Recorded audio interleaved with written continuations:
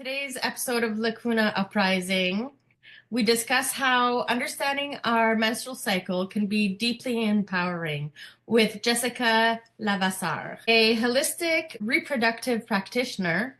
She supports her clients with reflexology and reiki, and she is also a birth doula. Jessica is passionate about the Fertility Awareness Method, and she's going to share with us her fertility experience with the method. So thank you, Jessica, for joining me today.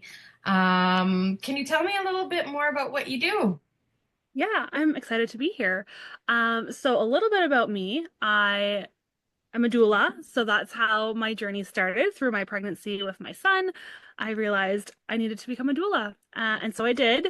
And through that, I learned a lot about more than just birth. It's the whole system, the whole spectrum, I guess you could say. So we learned a lot about fertility, birth, postpartum, and that's kind of what intrigued me to learn.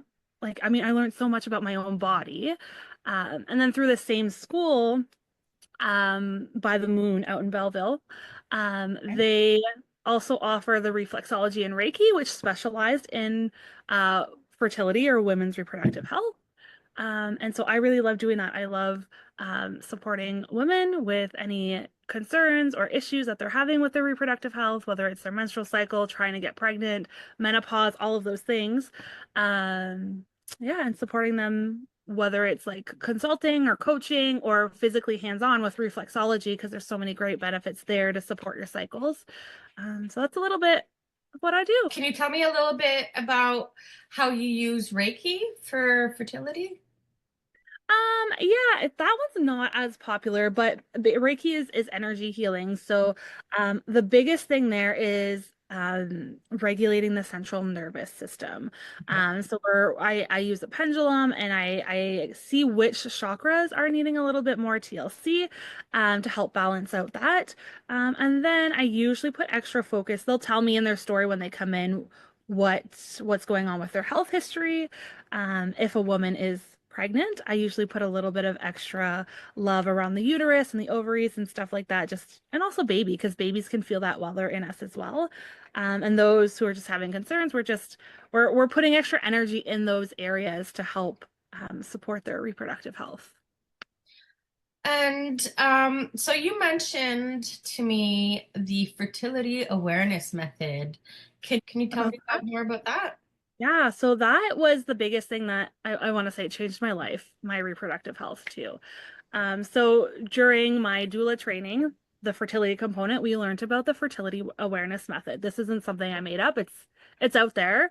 Mhm. Uh, and so basically what that is really tracking your cycle, and knowing how that works. And it's super great. So whether you are someone who's trying to conceive, someone who is trying to avoid pregnancy, using it as a birth control method, or someone who just wants to get to know their reproductive health a little bit more and track their symptoms and what's going on, it's a really great tool to use. And so, for myself, I was early postpartum when I started learning about this, and I knew that I didn't want to go back on birth control. I was on it for 10 years. I learned a lot about birth control. I what I know now, I wouldn't even put my daughter on it. So I knew that that was not an option for me. And so I learned all about tracking my cycle, especially being 3 months postpartum, and it came back, um, even while breastfeeding. So it was really important for us not to get pregnant. So at that time, we were using it as a birth control method. Mhm. And so basically, what it is you're learning how your cycle works. And so, the different things that I was using along with it was tracking my body temperature every morning. So every morning I would get up, take my basal body temp and chart it. We're looking at then we're only fertile for a couple of days a month, and you'll know when if you are very in tune with your body, which Mhm. am now. But at the time, it was learning about what sensations that you feel, what do you observe? Like there's cervical mucus. How is that looking? That's a big factor. Because even doing this, I've come to know that like we are taught as women that we ovulate on day 14, but for me personally, that wasn't the case, and I wouldn't have known unless I was tracking. Mhm. So that was a big thing, especially for us trying to avoid getting pregnant. Um, so that's what we did. That's what I did. That's a little bit about it. So it's really getting to know where you're at, what that looks like. So for me nowadays, I don't track my body temperature anymore. Um, I'm I know exactly where I'm at in my cycle. So you've got the four phases. So we've got the menstruation, we've got the follicular phase, then we've got ovulation, and then the luteal phase, which then again leads back to menstruation. And I think you've talked about that before of even the seasons of it. So winter, Mhm. uh, spring, summer, fall, and that's kind of that goes into play with all of that. So the fertility awareness method is really a really good tool for that birth control method, but also when it came time for us to want to conceive again, it was ideal because I knew exactly which days throughout the month, without an app telling me, because apps can be very off as well because they don't know your body. But yeah, we ended up conceiving quite quickly, which I'm grateful for, and then just continued afterwards using that as a method. And it's something that I teach my clients. It's something that I love teaching women in general, just for their reproductive health, especially those who, again, are trying to conceive, or if someone has a really um, if you're experiencing any reproductive health conditions. So PCOS, endometriosis, fibroids, a lot of times this can affect your cycle. And so it's important that we know where you're at and the different symptoms that come into play during those times to then make a plan to go forward and start healing, which I like to do as well. But another big thing about it for me personally was I was able to track which times during the month. So for me, I know that like 2 or 3 days before my cycle comes, that's when I have a huge drop. So Mhm. uh, I'm much more emotional. I sometimes will get headaches. Cramping might start usually day 2 of my cycle. So those are things that I've charted and noticed. Mhm. That's another big thing is starting to, as you're doing all of these things, you become more aware and notice things about your body, which I think is really cool and really important to do. Um, yeah, that's Yeah, so that was really the big parallel that I noticed between you and I, and is, cycle syncing is bringing a lot of awareness to what's going on physically, but also emotionally, um, energetically, all of these aspects. And I think that's a little bit of a disconnect that we tend to have in our society is we've been so disconnected from listening to our bodies. And much like you, now that I've been aware of, those little clues that your body gives you, and everybody is a little bit different. A few, maybe 4 days before menstruation, like I have a huge dip in energy, and it's these consistent little um observations that I've made throughout the month that I know where I am in my cycle just by observing that energy, that feelings, whether it's physical feelings or yep, emotional feelings. absolutely. And it was interesting to me that you said, because we are not machines, we don't necessarily ovulate on day 14, right? And from one month to the other, things can shift a little bit because of all sorts of different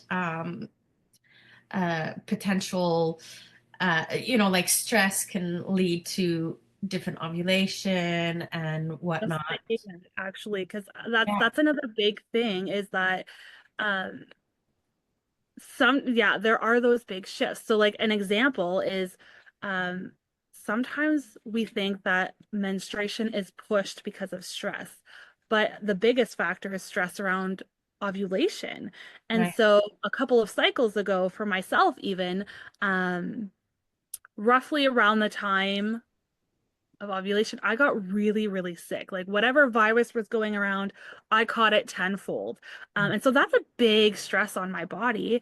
And so my cycle was so out of whack, mainly because of what was going on. But so my cycle was 2 weeks late, and not because I was pregnant, but because at the time there was just a lot going on, and the stress, my body obviously didn't feel safe to let go or to release any of that. And so a lot of times we worry, and this is what comes into play when women are, especially when they're trying to conceive or trying to keep track and realize like, oh, well, why is my cycle so irregular? Well, what's going on around ovulation time? What are those external stressors that are happening, and how can we work around that? So you said something that was interesting to me as our bodies kind of protect itself from, when we're going to ovulate, because ideally that's when we're going to fall pregnant. So our body kind of goes into protective mode. And if you're sick, if you're stressed, then it's your body saying, They're in like, fight or flight. right? So this isn't a good time um, to get pregnant. So these are things that we kind of forget to consider as we head into our fertility journey and whatnot. Um, Although our bodies are quite forgiving in some ways. And I say that to my clients, like just with their seed cycling journey, like it's okay if you miss a bar here and there, just get back on it. But but on another side, if your body doesn't feel safe physically, even mentally, and these are things to consider as In a conversation lately with a lot of my clients about how um we don't realize this, but when we're in a very like our body knows, right? That our Mhm. body keeps the score. And so sometimes we don't feel like we are stressed out, but our body's protecting us because it feels those unconscious stressors. So even though you don't think that you're stressed, your body is still in fight or flight. So that's why it's so important for us to do those, self-care tips or whatever feels good to us to help relax that nervous system and release that fight or flight, even when we don't realize or think that we're stressed or nervous or have those feelings. Do you think maybe having this knowledge of our cycle could bring ease to women as they embark on their fertility journey, Yes, 100%. And right? I'm a huge believer. I try to live my life around my cycle with the cycle syncing, Yeah. but I think it's really important that if we take a step back before that, how are we supposed to sync our life around our cycle if we don't know our cycle? So Mhm. that's where the fertility awareness comes into play is you need to learn what your cycle is, because yours is going to be different than mine potentially, and the Absolutely. different things you feel and when you're ovulating, how long your cycle is. Um, so that's why it's really important. And it's not just a 1 month thing. Usually when I'm teaching women how to track their cycle, it's give yourself a minimum of 3 months. Look at that pattern. That kind Mhm. of gives you a baseline. And then continue after that. 6 months gives you a really great overview of what's going on. And then you can start working on those things or realizing, okay, well, by tracking my symptoms, I know that, the week before my menstruation shows up, well, that's when I'm tired. And how I sync it with my life is I run my own business. So that's a time where like my creativity is low. Or even when I am menstruating, I'm trying to pre-plan to not see as many clients or do as much physical work because that's where my body needs the most rest. But I wouldn't have known that if I haven't tracked my cycle or learn what I need during those times. So that's where I think tracking comes into to play and being really important before we start syncing our life up with it. Absolutely. And as I mentioned before, how we understand our own menstrual cycle, it can be so deeply empowering. And that's exactly the experience that I've had as I've developed my own business and as I've put all my knowledge together and created the product that I've created. Um, it is so empowering to understand just within your small business, as you mentioned, and I I do this without even thinking anymore. I just plan, the recordings of my podcast, either in spring, which is follicular, or in summer, which is ovulation. And again, I mean, knowledge is power, and the more you understand yourself, I think the less stressful it can be in understanding. I think a lot of people also don't understand that you can only get pregnant for a few days. Like give or take 5 days out of the month. Yeah. And if Yeah, you and that becomes a really big stressor for whether you're trying to conceive or trying to or not. avoid pregnancy, Yeah. especially if you don't know when, because that's how those slip ups can come, or that's how you can miss that window completely. Or Uh, expectations of like, you hmm. know, oh, we've been trying for 6 months. Yes, but But also, I like when it comes to conceiving, telling women that it is normal and it is okay if it takes 3, 6, 9 months to get pregnant, because it depends on what your body's going through and where your cycle's at too. So not everyone's going to get pregnant the first time they try, but it's important to know like where are you at in your cycle, and that'll just optimize those opportunities for you. absolutely. And reduce the stress. Yeah. Stress is not good if you want to conceive, And I try right? and encourage you, like if you are in the realm of like you want to get pregnant, Mhm. is what are you doing to help reduce that stress? Even if you think that you're not stressed, do things for yourself. Journal, get outside, go for a walk, do a little bit of exercise, whatever feels good for you, just to again optimize that opportunity of Mm. conception. It seems so simple, right? Like it's like the small things, but it can have a huge impact on your fertility. Mm. Um, so you also teach other people this method as well. And can you tell me a bit, have you had results with your clients? And like, is there any experiences that you've had with your clients teaching them this method? Yeah, well, recently, so I was working with an individual with PCOS, so irregular Okay. cycles. Yes. Had, she recently had surgery to have some cysts removed. Right. Um, she was going alongside her fertility treatments and stuff. And so we talked about cycle syncing, we talked about tracking, but more importantly, it was through the reflexology work that I did. So Right. she coming to me weekly and bi-weekly for reflexology, and she had 3 regular cycles and ended up getting pregnant on the end of our 12-week program, not needing her fertility work. So yeah, it's pretty incredible what you can do. And It's not just reflexology. It was a lot of like, what can we do? So lifestyle change, eating better, exercising, more hydration, things like that, um, can really help. Just like we said, those small little things eventually will add up and be really helpful. it's interesting that for some people that's what was needed. For other people, it might be something different. We're all And of it's very different. Like I have this 12-week program that I do specifically with reflexology, and they can add Reiki in there as well. But I've worked with a couple of women too in their menopause phase. So oh, the brilliant. symptoms that they're feeling, the hot flashes, like regardless of where you're at in your reproductive health, I want women to know that like these symptoms that you're feeling, they're common, yes, because a lot of us have that, but they're not normal. So how can we support you? Because you having hot flashes every 5 minutes, that's not normal. You having intense cramps that you have to miss work during your cycle, Not that's normal. not.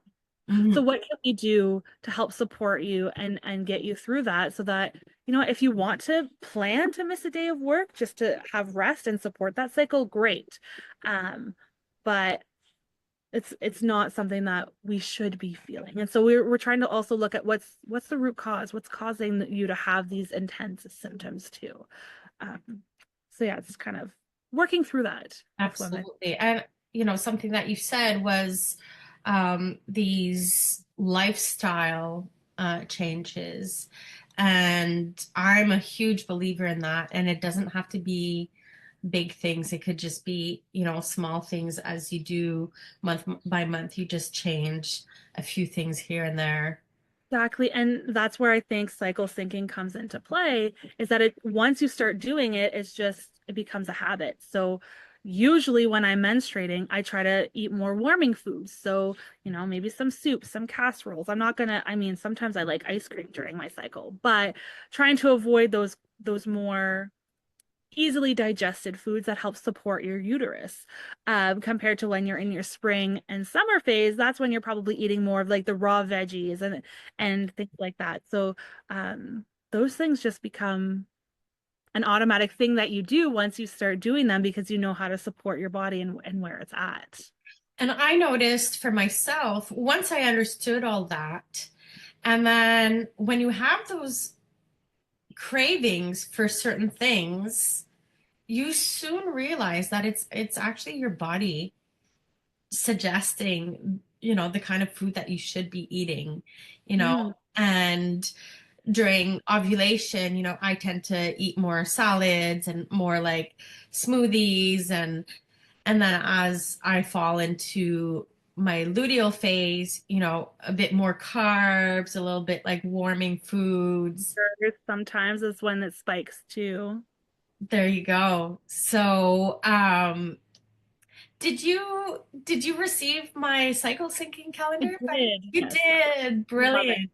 Yeah. Yeah, so, I think you already had a lot of the information that I have on there, but it Mhm. just kind Such of, a great visual to even as yeah, a simple reminder to be like, put it on your fridge, and you wake up in the morning, you're like, oh yeah, this is what day I'm at. This would be a great exercise, or this would be a great yeah, snack like today. exactly. And that's really why I designed it. And it's not meant to follow 100% every day. It's literally just a little, again, little reminder of where you are. Mm-hmm. Yeah. And speaking of little cravings, what I suggest to my clients to do when you feel like, oh, I really want, I don't know, tuna and whatever, because I've had this happen to me. And then I look at the calendar, I'm like, oh, of course I want tuna, tomatoes, and cucumber because that's what's suggested during that season. Um, and also to give you ideas of like, of things to eat. Like, what do you want to eat? You don't have any ideas. Well, look at the calendar. So placing a magnet on the calendar, and then as you shift from one day to the next, um, then Exactly where you're at in your yeah, cycle. and not just for yourself, but also for everyone that's in your household. That's one thing that popped into my head as we were talking about cycle syncing is, Yeah, not only is it important for us, but the amount of like changes it's made within my household alone, let alone, outside of our business and stuff like that, how you yeah, can sync entire life. So my husband knows where I'm at brilliant. every day of my cycle because of the things that are going on. And so he'll also know that, I need a little bit more stress or more stress. I don't need more stress. I need more rest during my More, menstruation, more or at least up. support. Yeah. And Yeah, so that's where, like, if we're both giving 100%, I may be only giving 60 today and you've got to give the extra 40 and vice versa. absolutely. I'm curious to know, how do you believe society could change if mm, if this method was widely adopted? If more people knew about cycle syncing and the fertility awareness method, it seems to really kind of they're very similar. So, how do you think this could transform our society? This is a big one. Right? I truly believe it can make such a huge impact. And like, where I struggle is I also feel that so many women out there don't know their cycle or don't realize the potential that they have, and how that can affect not just like society, yes, as a whole, but like how it's going to affect your life and how other people are going to react to you. So, I mean, I am my own business. Like I'm self-employed, so I don't have a boss or anything, but I think of like the times where I have a background in social work.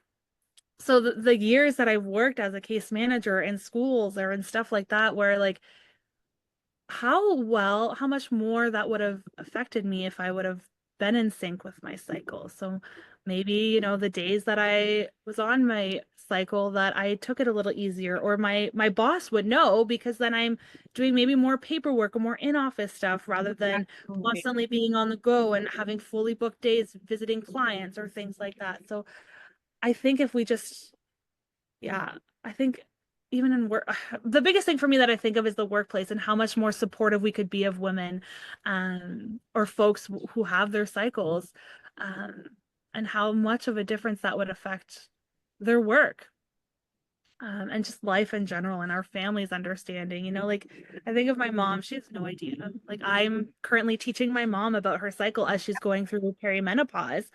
Um, and at the same time, having to subtly teach my dad too, of like, this is normal, dad. This is a phase of life that she's going through. So that relationship for them is also changing, but how they can support each other. And so I think that's huge of not just our partner supporting us, but how our employers can support us, how our family members and yeah, it would be huge. And I think that there would be a lot more success or a lot less stress, I feel. I think so too. I agree. I often wonder, you have a little girl, and imagine as she's growing up, transferring this knowledge to her, and how different she could actually lead her life.